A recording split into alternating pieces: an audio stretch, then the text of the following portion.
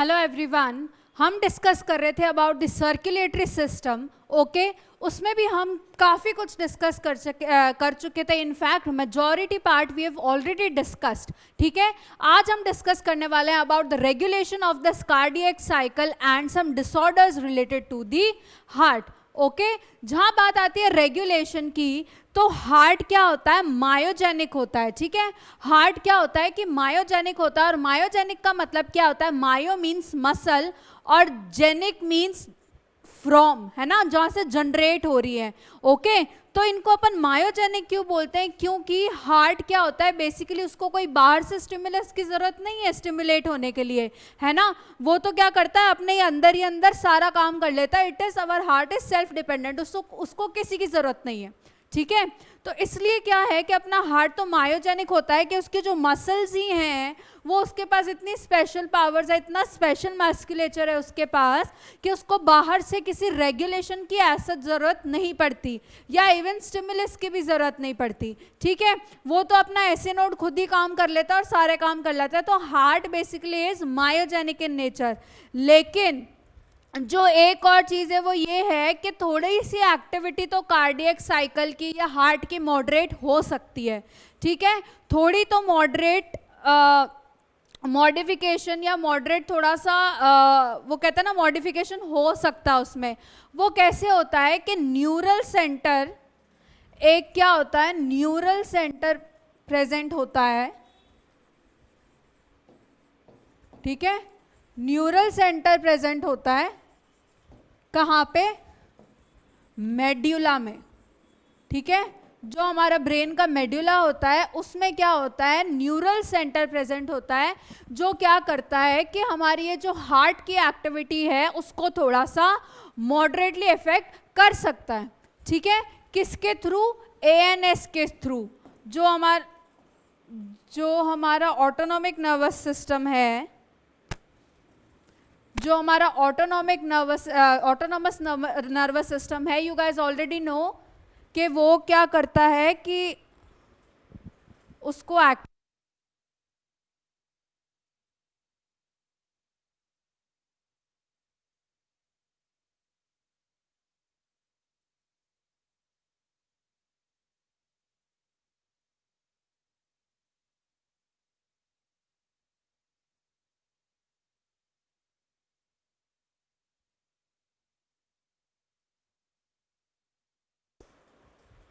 तो autonomic nervous system क्या करता है कि उसको थोड़ा मॉडरेट करता है उस एक्टिविटी को। ठीक है, ऑटोनॉमिक नर्वस सिस्टम में भी आपको अच्छी तरह से पता है कौन से दो टाइप्स होते हैं। एक तो होता है सिंपैथेटिक और दूसरा होता है पैरासिम्पैथेटिक। ठीक है, सिंपैथेटिक और दूसरा कौन सा होता है? पैरासिम्पैथेटिक। अब सिंपैथेटिक और पैरासिम्पैथेटिक में से हम उसकी एक्टिविटीज ऑलरेडी क्या कर चुके हैं, डिस्कस कर चुके हैं। और क्या डिस्कस किया था हमने इस एक्टिविटी में कि जो सिंपैथेटिक होता है वो कौन सा होता है? फाइट एंड फ्लाइट का। जो सिंपैथेटिक होता है वो क्या करता है? फाइट और फ्लाइट को डिसाइड करता है। ठीक है, उसमें जो एक्शंस होते हैं उसको करता है। तो सिंपैथेटिक की वजह से जो हमारी हार्ट की एक्टिविटी है उसमें क्या हो जाएगा कि हार्ट बीट या मैं कहूं हार्ट रेट इंक्रीज हो जाएगी। ठीक है, हार्ट रेट क्या हो जाएगी? इंक्रीज हो जाएगी। और फोर्स ऑफ कॉन्ट्रैक्शन भी जो है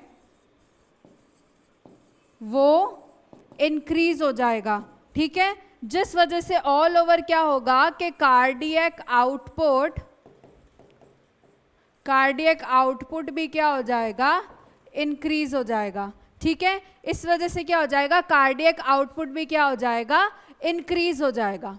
ठीक है, अब जो पैरासिम्पैथेटिक है वो क्या करता है? पैरासिम्पैथेटिक करता है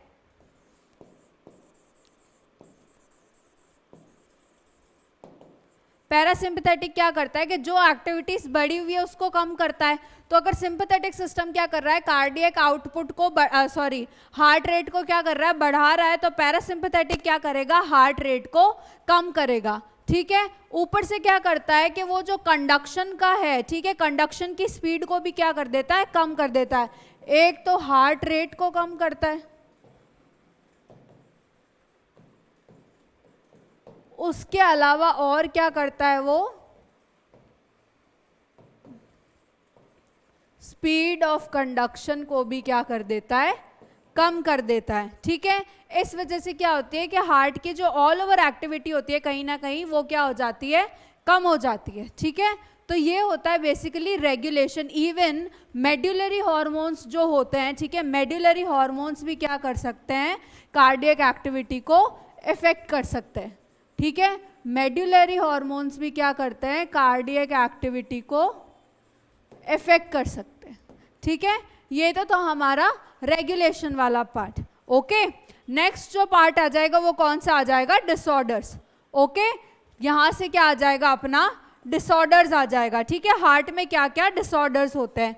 सबसे पहला जो डिसऑर्डर है दैट इज दी हाइपरटेंशन या high blood pressure. Blood pressure को तो अपन हाई और लो को तो तवज्जो ही नहीं देता, सीधे ही ये कहता है कि भाई हमको तो बीपी है, ब्लड प्रेशर है।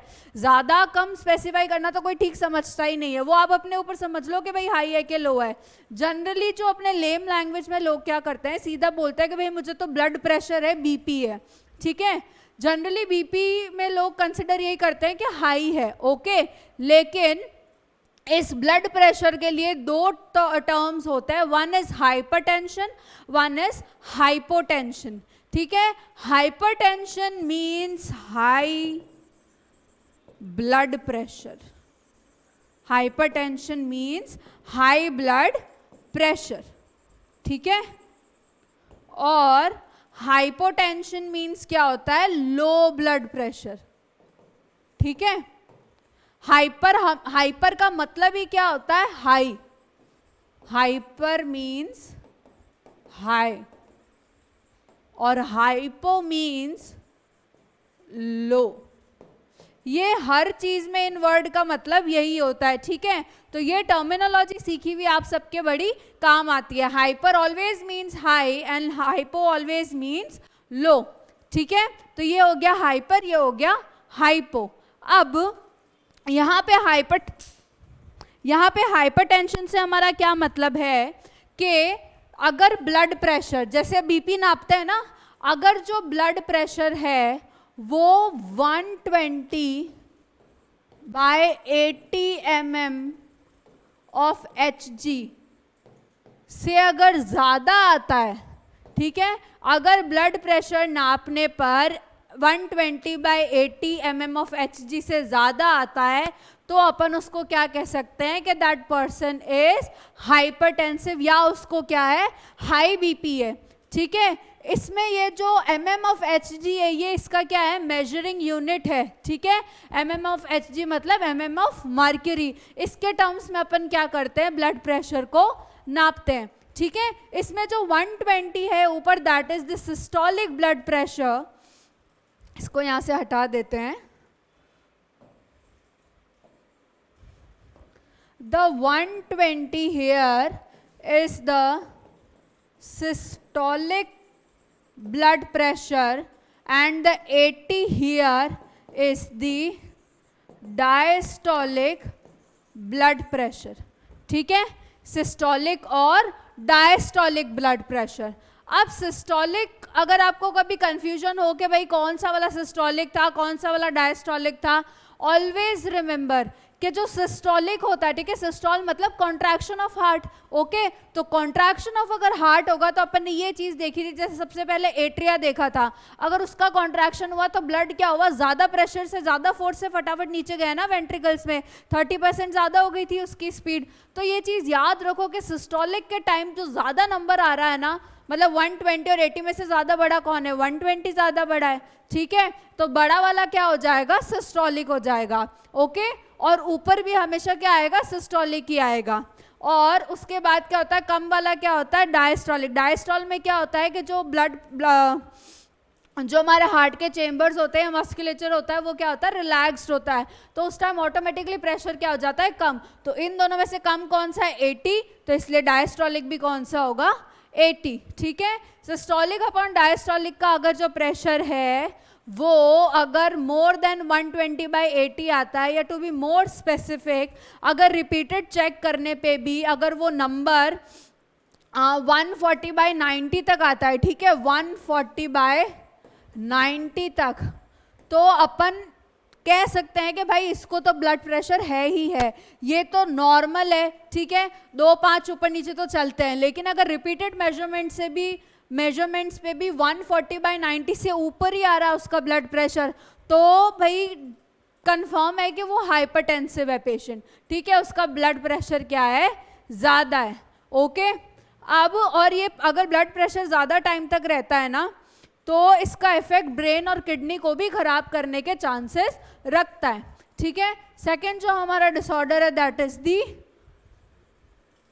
कोरोनरी आर्टरी डिजीज, ठीक है, कोरोनरी आर्टरी डिजीज, ये आजकल बड़ी कॉमन हो गई है, ठीक है। इसको अपन क्या बोलते हैं, एथेरोस्क्लेरोसिस, इसको अपन क्या बोलते हैं, एथेरोस्क्लेरोसिस, ठीक है।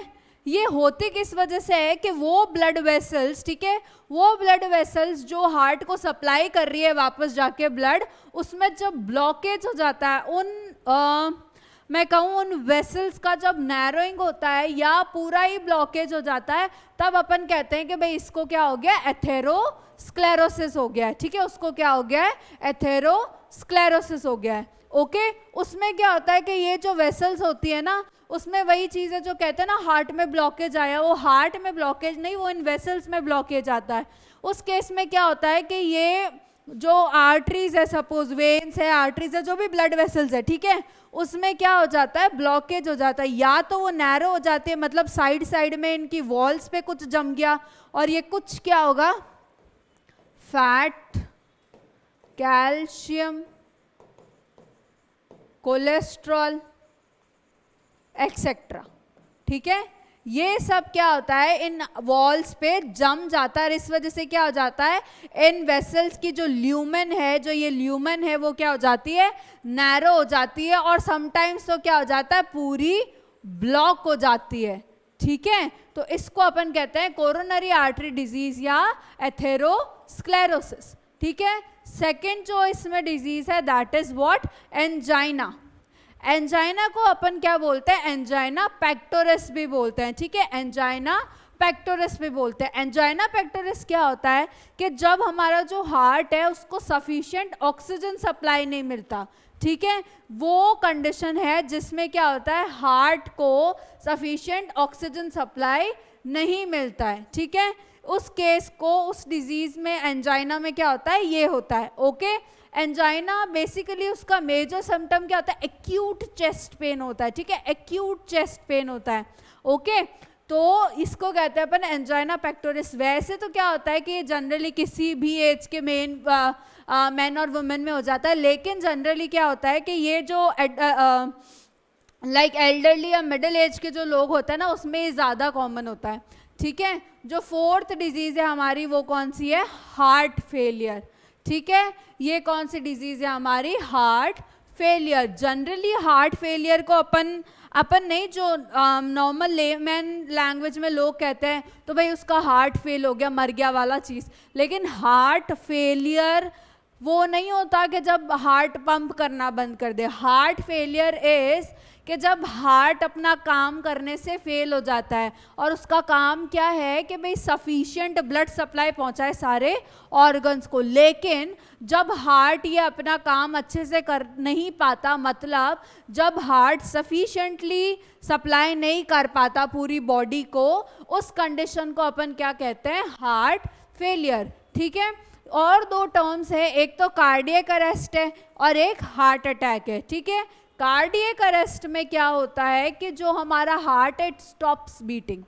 Cardiac arrest means the heart stops beating and the person dies, okay. Whereas जो हमारा हार्ट अटैक है उसमें क्या होता है कि जो हमारी हार्ट की मसल है, ठीक है, वो सडनली क्या हो जाती है, डैमेज हो जाती है, वो सडनली क्या हो जाती है, डैमेज हो जाती है by inadequate blood supply, by inadequate blood supply, ठीक है। उसमें क्या हो रही है, सिर्फ सडनली मसल क्या हो जा रही है, डैमेज हो जा रही है। कार्डियक अरेस्ट में तो हार्ट ही बंद हो जाता है, ठीक है। और हार्ट फेलियर क्या कंडीशन है भाई कि जब जो हमारा हार्ट है वो क्या कर पाता है, सफिशिएंटली ब्लड को पंप नहीं कर पाता, उस कंडीशन को अपन क्या कहते हैं, हार्ट फेलियर। ठीक है, अब आएंगे हम इसके क्वेश्चन एंड आंसर्स पे। Okay, now the first question is name the components of the formed elements in the blood and mention one major function of each of them। ठीक है, अब ये क्या कह रहा है कि भाई formed elements बताओ, ठीक है, और उस सबका क्या एक एक मेजर फंक्शन बताओ। ये अपन नॉर्मली डिस्कस करेंगे, मैं सारी चीजें लिखूंगी नहीं, जो लिखने वाली होंगी वो आई राइट इट डाउन। ओके, जो फर्स्ट क्वेश्चन है उसमें फॉर्म्ड एलिमेंट्स कौन से होते हैं, आरबीसी, डब्ल्यूबीसी और प्लेटलेट्स।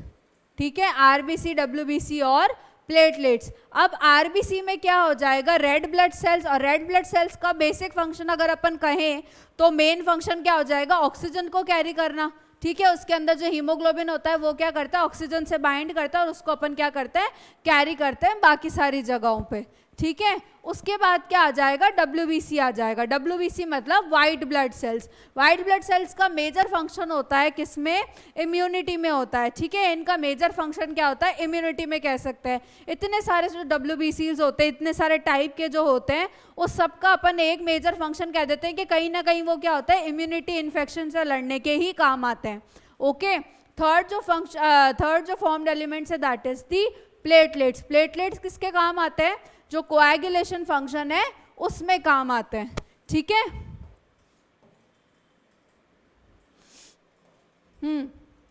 अब जो सेकेंड क्वेश्चन है, what is that, what is the importance of the plasma proteins. Plasma proteins की क्या इंपॉर्टेंस है, पहली बात तो प्लाज्मा प्रोटीन्स थे कौन से, तीन।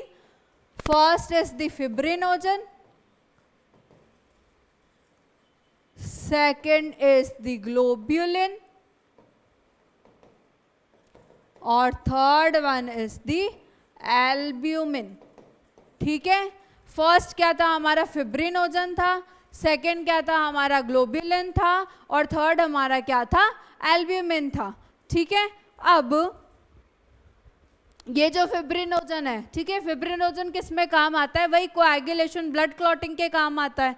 ठीक है, जो ग्लोब्यूलिन है वो किस में काम आ रहा है, हमारे इम्यूनिटी में काम आता है। ठीक है, मैंने आपको पहले भी कहा था कि बेसिकली इम्यूनोग्लोब्यूलिन्स ये क्या सब्सटेंस बनाते हैं, इम्यूनोग्लोब्यूलिन्स। ठीक है, वो फर्दर क्या होते हैं, आगे कुछ एंटीबॉडीज होते हैं। ठीक है, जो हमारे बॉडी के फाइट करने में क्या करते हैं, हेल्प करते हैं। तो ये ग्लोब्यूलिन बेसिकली क्या करते हैं, ये इम्यूनिटी में हेल्प करते हैं अगेन। ओके, जो थर्ड प्रोटीन है दैट इज दी एल्ब्यूमिन, वो किस में हेल्प करता है, ऑस्मोटिक प्रेशर मेंटेन करने में। एल्ब्यूमिन किस में हेल्प करता है, ऑस्मोटिक प्रेशर मेंटेन करने में। ठीक है, जो थर्ड है वो क्या है, match the column 1 with column 2। Okay, इसका मैं डायरेक्ट ही आंसर बता देती हूँ।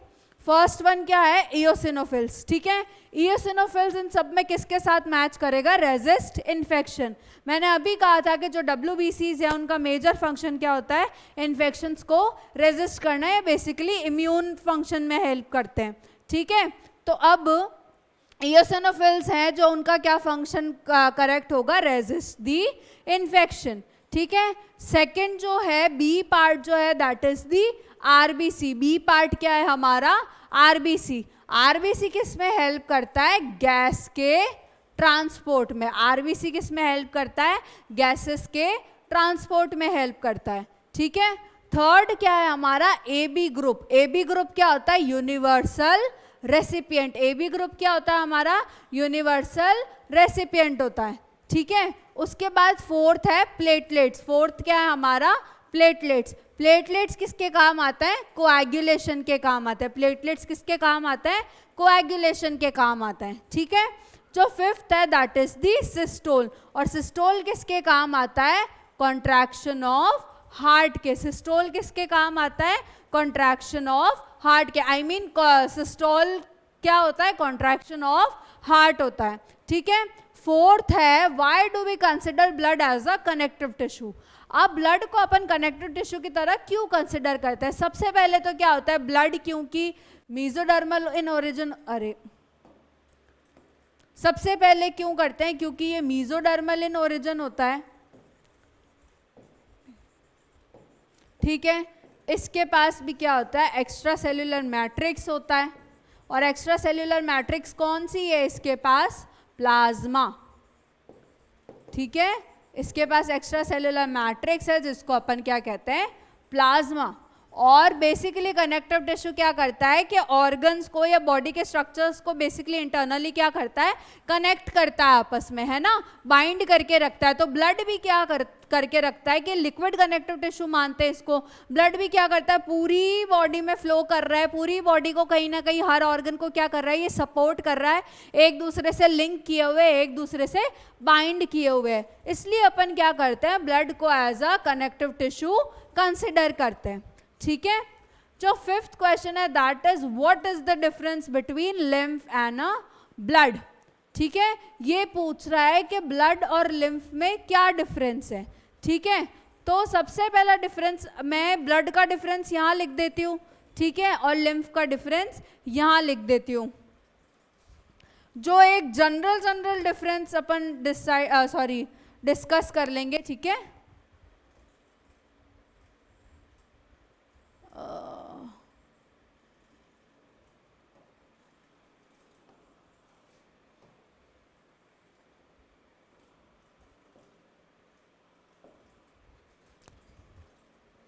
these things are literally headache.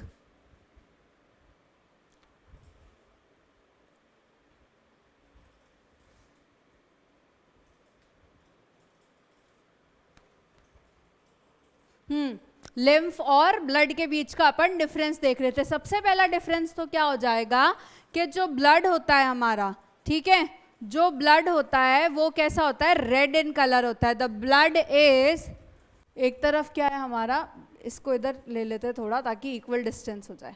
ठीक है, सबसे पहले क्या है हमारा, ब्लड है, और एक तरफ क्या हो जाएगा, लिम्फ हो जाएगा। ठीक है, ब्लड क्या होता है, रेड इन कलर होता है, वेयर एज लिम्फ कैसा होगा, वाइट इन कलर।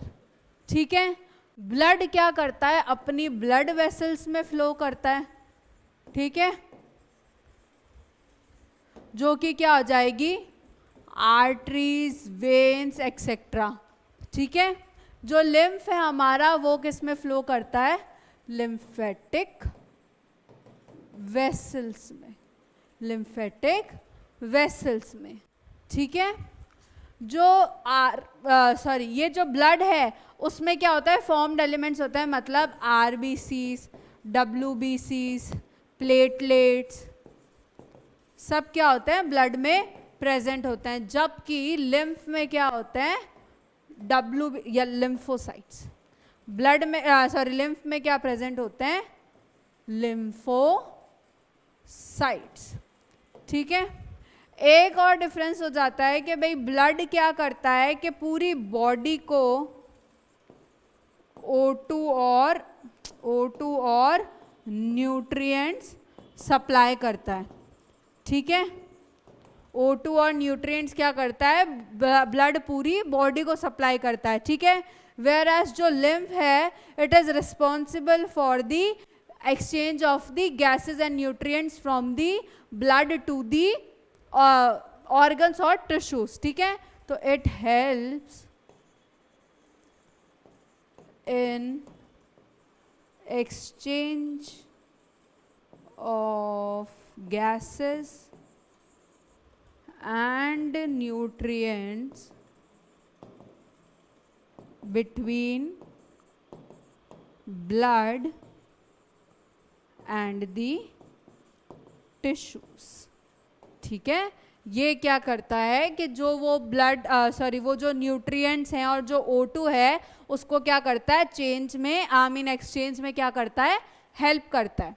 ठीक है, ये डिफरेंसेस हैं, ये you can write it down. तब तक अपन नेक्स्ट क्वेश्चन डिस्कस करना चालू करते हैं।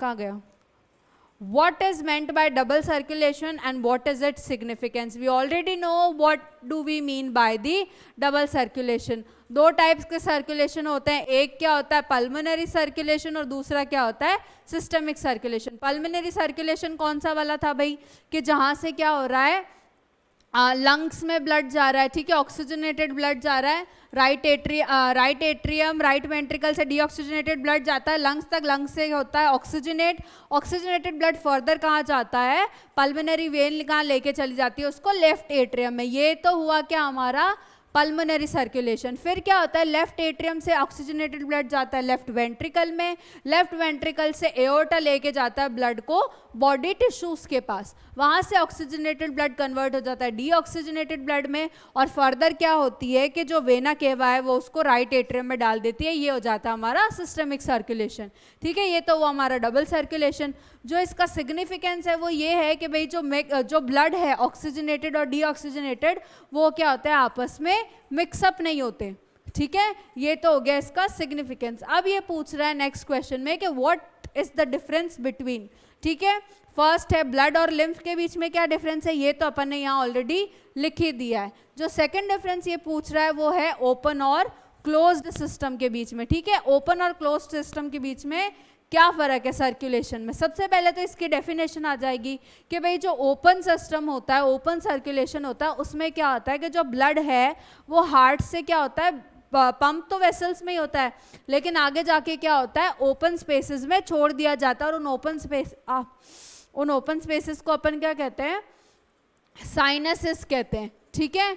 तो ओपन सर्कुलेशन में क्या होता है, ये होता है। क्लोज सर्कुलेशन में क्या होता है कि blood through out the body क्या होता है, इन वेसल्स के अंदर ही फ्लो करता है, ठीक है। इसलिए अपन उसको क्या बोल देते हैं, क्लोज्ड सर्कुलेशन बोल देते हैं, ओके। अब क्या हो जाएगा दूसरा डिफरेंस कि ये जो ओपन सर्कुलेशन है it is comparatively less specific, ठीक है। जो ओपन सर्कुलेशन है it is comparatively less specific, whereas जो क्लोज्ड सर्कुलेशन है that is comparatively more specific, ठीक है। और थर्ड एग्जाम्पल अपन क्या लिख सकते हैं, इन दोनों के एग्जाम्पल, ओके। ये जो ओपन सर्कुलेशन है वो किस में होता है, आर्थ्रोपोड्स में होता है, मॉलस्क्स में होता है, ठीक है। वेयर एज ये जो क्लोज सर्कुलेशन होता है उसका सबसे बड़ा एग्जाम्पल तो आप ह्यूमन से लिख सकते हो। तो ये क्या हो जाएंगे, इनके बीच के डिफरेंसेस हो जाएंगे ओपन और क्लोज सर्कुलेटरी सिस्टम के बीच में, ठीक है। जो थर्ड है, what is the difference between systole and the diastole.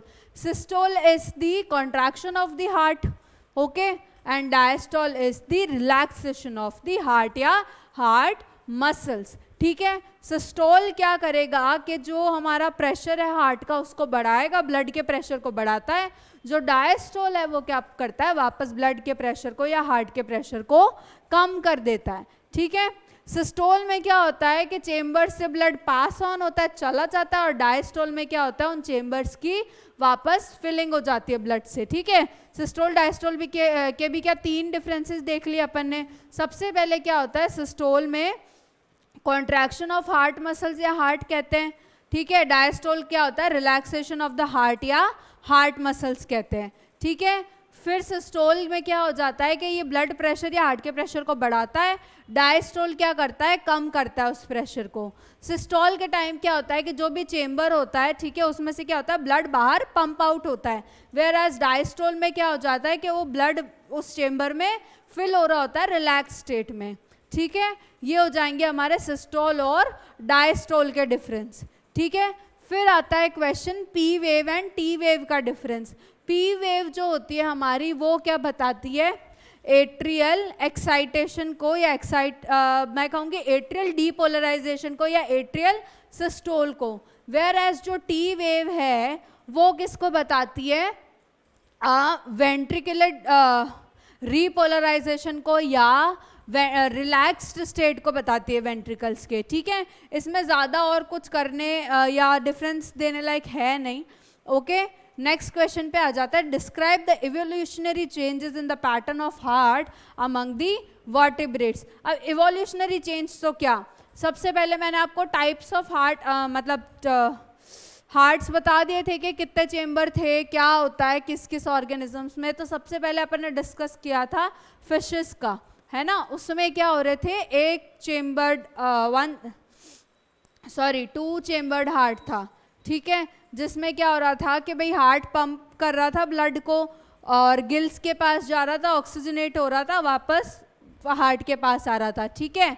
फिर हमने डिस्कस किया था 3 चेम्बर्ड हार्ट, उसमें क्या था, 2 एट्रियास थे, 1 वेंट्रिकल था।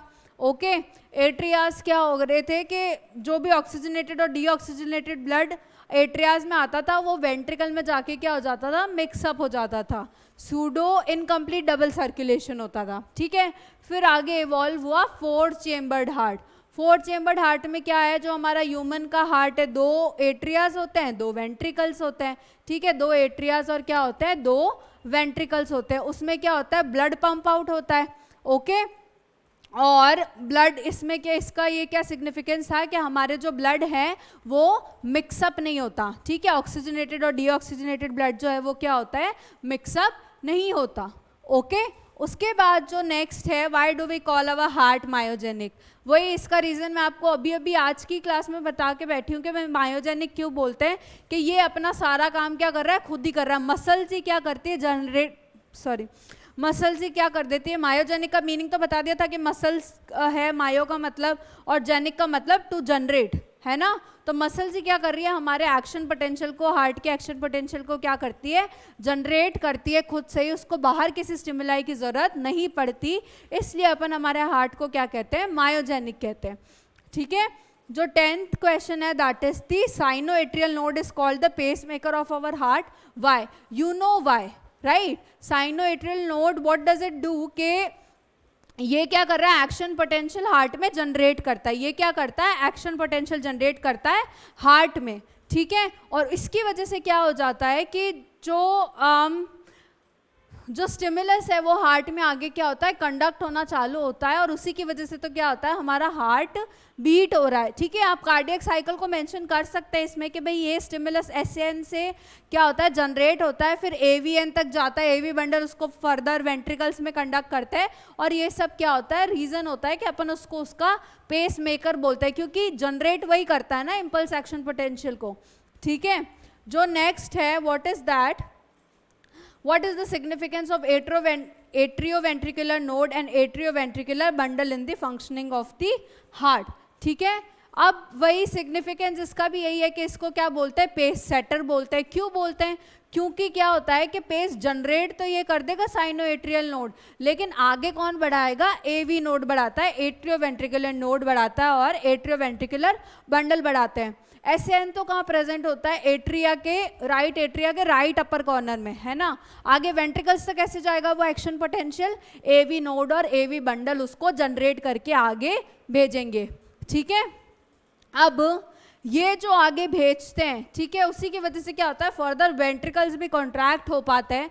ठीक है, उसका वो आगे फर्दर क्या चलती है, कार्डियक साइकिल चलती जाती है। तो ये इसका सिग्निफिकेंस है कि ये क्या करते हैं, उस एक्शन पोटेंशियल को आगे कैरी करते हैं और आगे फर्दर क्या कराते हैं, वेंट्रिकल्स वगैरह का कंस्ट्रक्शन कराते हैं, और इसलिए अपन इसको क्या बोलते हैं, पेस सेटर भी बोलते हैं ना, क्योंकि ये तो उसको सेट करके रखता है उस पेस को। एसएन के बाद इसी को तो सारा वो कहते हैं ना, कार्यभार संभालना होता है कि भाई आगे आगे करना है अपन को, है ना। बंडल ऑफ हिस आगे करके क्या करता है, उस मसल्स को कॉन्ट्रैक्ट कराता है, फिर जाके वेंट्रिकल से ब्लड पंप आउट होता है ना। तो ये सारा फंक्शन किसकी वजह से हो रहा है, एवी नोड और एवी बंडल की वजह से ही तो हो रहा है। ओके, नेक्स्ट क्वेश्चन है हमारा, define a cardiac cycle and a cardiac output. ठीक है, तो कार्डियक साइकिल को अपन कैसे डिफाइन कर सकते हैं कि द एक्टिविटी ऑफ हार्ट और the alternate contraction and excitation of the chambers of the heart in per minute is known as the cardiac cycle, we can say, या cyclic events occurring in the heart in per minute is known as the cardiac cycle। ठीक है, जो cardiac output होता है वो क्या होता है कि it is the blood that is pumped out by the heart पर मिनट। ठीक है, it is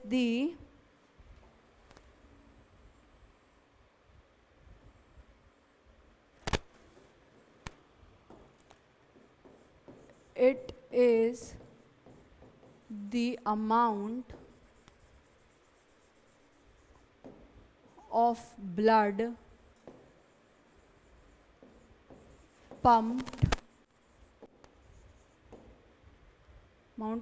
pumped out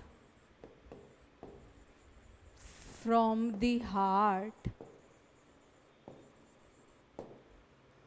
in 1 minute, ठीक है, उसको अपन क्या कहते हैं, कार्डियक आउटपुट कहते हैं। और वो कितना था, 5 litres for a normal heart या हेल्दी पर्सन, ठीक है। तो इसको अपन क्या कहते हैं, कार्डियक आउटपुट कह देते हैं। ओके, जो 13th क्वेश्चन है that is the explain heart sounds. I guess वो मैं आपको कल बताना भूल गई थी, ठीक है। हार्ट साउंड क्या होते हैं, जो ये अपन आज तक सुनते आए हैं मूवीज एक्सेट्रा में, इट इज कभी नर्वसनेस का या कुछ भी सीन बताते हैं तो इट इज लाइक धक धक धक धक, इट्स नॉट धक धक धक धक, इट्स लब डब, राइट। वो जो गाना बना था ना माधुरी दीक्षित का, it was all fake, right. वो ऐसे धड़कता ही नहीं है दिल, दिल धड़कता है इन द साउंड ऑफ लब एंड डब, ठीक है, लब एंड डब। ये साउंड्स प्रोड्यूस कैसे होते हैं, लब तो प्रोड्यूस होता है जब जो हमारे ट्राइकस्पिड एंड बाइकस्पिड वाल्व्स जो हैं वो क्या हो जाते हैं, क्लोज हो जाते हैं, ठीक है। लब का साउंड कब आता है, जब जो हमारे ट्राई और बाइकस्पिड वॉल्व्स हैं वो क्या हो जाते हैं, क्लोज हो जाते हैं। और डब कब साउंड आता है, जब जो हमारे सेमिल्यूनर वॉल्व्स हैं, जो हमारे सेमिल्यूनर वॉल्व्स हैं वो क्या हो जाते हैं, क्लोज हो जाते हैं, ठीक है। लब और डब साउंड्स होते हैं। लब कब आता है, जब जो हमारे बाइकस्पिड ट्राइकस्पिड और बाइकस्पिड वॉल्व्स है वो क्लोज हो जाते हैं। और ये साउंड कब आता है, सेमिल्यूनर वाल्व्स का जब क्लोज हो जाता है तो क्या साउंड आता है, लब। तो जो आवाज़ हम स्टेथोस्कोप के थ्रू सुनते हैं, ठीक है, वो आवाज़ क्या होती है, लब डब होती है। और ये आवाज़ कहाँ से निकलती है, इन वाल्व्स के क्लोज होने से, ठीक है। जो लास्ट है that is a draw a standard ECG and explain the segments in it. We already know कि भाई ईसीजी में क्या होता है, इलेक्ट्रोकार्डियोग्राफ होता है, ठीक है, जो कि क्या करता है, हमारे electric activity of the heart को बताता है, ठीक है। अब ये इलेक्ट्रिक एक्टिविटी जो होती है हार्ट की, ओके, वो कैसे शो होती है, PQRS T वेव्स में, ठीक है, जिसमें P वेव्स क्या बताती है, एट्रियल सिस्टोल को, QRS कॉम्प्लेक्स किसको बताता है, वेंट्रिकुलर सिस्टोल को, और T वेव किसको बताती है, वेंट्रिकुलर डायस्टोल को, और कंप्लीट रिलैक्सेशन स्टेट को, ठीक है। ये था हमारा चैप्टर ब्लड के बारे में, ठीक है। उसके जो कॉन्स्टिट्यूएंट्स थे, हमने इसमें ब्लड ग्रुपिंग भी पढ़ ली, ओके, हमने इसमें कार्डियक साइकिल भी पढ़ ली, कैसे चलती है वो सब कुछ पढ़ लिया। And this finally ends our this chapter. In the next class we are going to discuss and we are going to start our next chapter of the human physiology, that is the excretory system. Okay, this is all for this class. Thank you.